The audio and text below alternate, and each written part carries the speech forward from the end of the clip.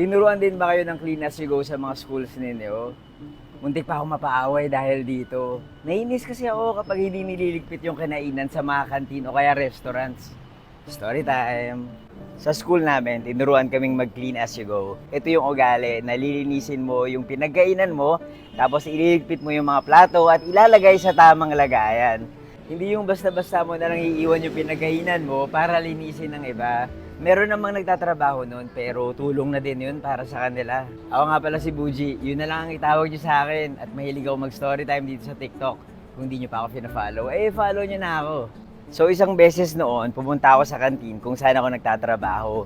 Gutom na ako noon. Tapos, nakakita ako ng bakanteng table. Nainis ako kasi ang kalat ng table. Tapos, yung mga nauna sa akin, parang hindi marunong kumain. Ang dumi-dumi talaga ng lamesa. Tapos siguro dahil busy, walang time yung naglilinis. Buti na lang nakita ko yung alcohol spray, tsaka yung bimpo, yun yung malit na towel, nasa kabilang table. Siguro naiwan ng staff na naglilinis. Niligpit ko yung mga pinagkainan, tapos pinunasan ko na rin yung table gamit yung bimpo. Kadiri nga kasi kare-kare yung kinain nila. Ang kalat talaga. Inis na inis talaga ako pero nilinis ko na lang kasi gusto ko na talaga kumain. Tapos binalik ko na yung bimpo tsaka alcohol spray kung saan ko kinuha. Maya-maya may customer na umupo dun sa kabilang table. Tapos parang takang-taka siya. Mukhang galit pa nga Sabay tinanong niya ako, kilala mo ba kung sino gumamit itong bimpo ko?